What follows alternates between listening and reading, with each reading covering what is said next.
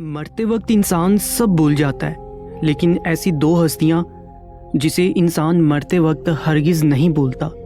جاننے کے لیے اس ویڈیو کو مکمل ضرور دیکھیے گا۔ عام طور پر یہ تصور کیا جاتا ہے کہ زندگی کے آخری لمحات ایک جنگ سی چل رہی ہوتی ہے۔ انتقال کرنے والے شخص کا چہرہ دیکھ کر یوں لگتا ہے جیسے وہ سو رہا ہو۔ چہرے پر بہت عام تاثرات ہوتے ہیں۔ ایسا لگتا ہے کہ موت کا عمل آخری سانس لینے سے ایک ہفتہ قبل شروع ہو جاتا ہے۔ اس دوران صحت متاثر ہونے لگتی ہے، جسم کمزور پڑنے لگتا ہے، چلنے میں دشواری پیش آنے لگتی ہے اور غنودگی طاری رہتی ہے۔ آخری لمحات میں کھانا پینا مشکل ہونے لگتا ہے اور کسی شخص میں طاقت نہیں کہ خدا کے حکم کے بغیر مر جائے۔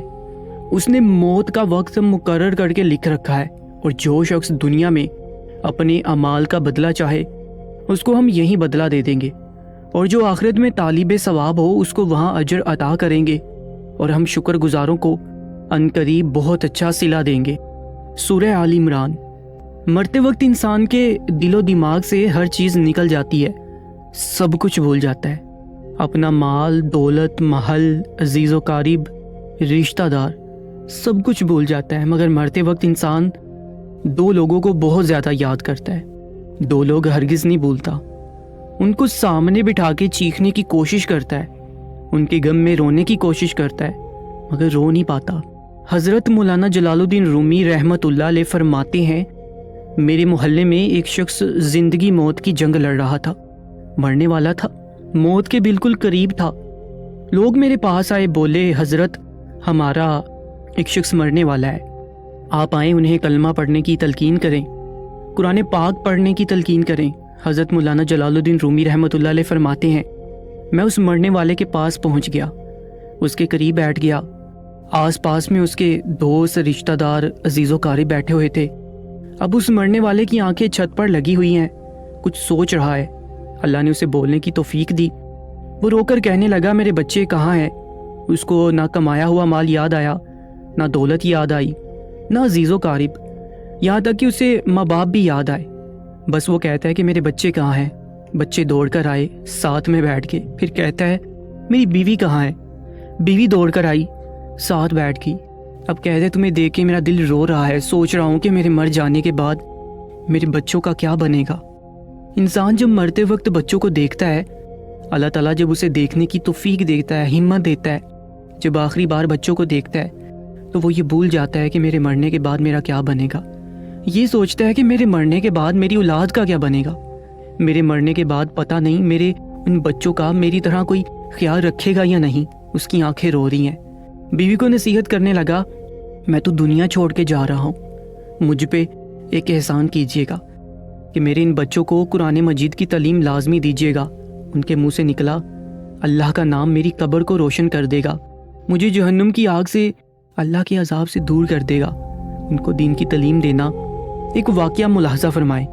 حضرت سیدنا موسیٰ علیہ السلام کا ایک قبرستان سے گزر ہوا۔ آپ علیہ السلام نے دیکھا قبرستان کی ایک قبر کے اندر مردے کو دردناک عذاب دیا جا رہا ہے۔ مردہ عذاب میں مبتلا ہے، اس کی قبر عذاب میں مبتلا ہے، چیخو پکار کر رہا ہے۔ حضرت سیدنا موسیٰ علیہ السلام آگے چلے گئے۔ کام کرنے کے بعد واپسی جب اسی راستے سے گزر ہوا، آپ نے دیکھا وہی جہنم میں جلنے والا شخص جس کی قبر میں عذاب دیا جا رہا تھا، اب وہ شخص جنت میں ٹہل رہا ہے، اس کی قبر جنت کا باغ بنی ہوئی ہے۔ آپ علیہ السلام نے دونوں ہاتھ اٹھائے، عرض کی، میرے مالک، تھوڑی دیر پہلے میں یہاں سے گزرا تھا، یہی قبر جہنم کے گڑھوں میں سے گڑھا بنی ہوئی تھی، تھوڑی دیر کے بعد یہ جنت کے باغوں میں سے ایک باغ کیسے بن گئی؟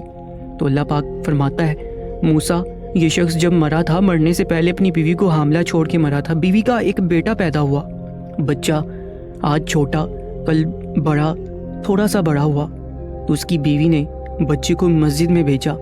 معلم صاحب نے اس کے بچے کو بسم اللہ الرحمن الرحیم پڑھائی۔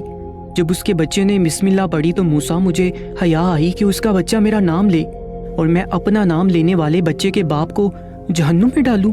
یہ میری رحمت گوارا نہیں کرتی، اس لیے میں چاہیے کہ اپنے بچوں کو قرآن مجید کی تعلیم دے۔ اگر تم چاہتے ہو کہ تمہاری قبریں روشن ہو، عذاب تمہارے قریب بالکل نہ آئے، تو اپنے بچوں کو قرآن مجید کی تعلیم دینا۔ حضرت مولانا جلال الدین رومی رحمت اللہ علیہ فرماتے ہیں، وہ شخص توبہ کرتا کرتا یہ کہتا میرے بچوں کو قرآن کی تعلیم دینا، ایک دم اس کی زبان لڑکھڑانے لگی، اس کا بدن کانپنے لگا، موت کا فرشتہ آ گیا روح نکالنے کے لیے۔ فرماتے ہیں جب انسان کی روح نکلتی ہے تو اس کا منہ کھل جاتا ہے، دونوں ہونٹ ایک دوسرے سے جدا ہو جاتے ہیں۔ انسان کی روح انسان کے پیروں سے نکلتی ہوئی اوپر کی طرف آتی ہے، جب دل اور پھیپھڑوں تک پہنچتی ہے تو یہ وہ لمحہ ہوتا ہے، یہ وہ وقت ہوتا ہے کہ جب انسان زندگی میں پہلی بار فرشتے اور شیطان کو دیکھتا ہے۔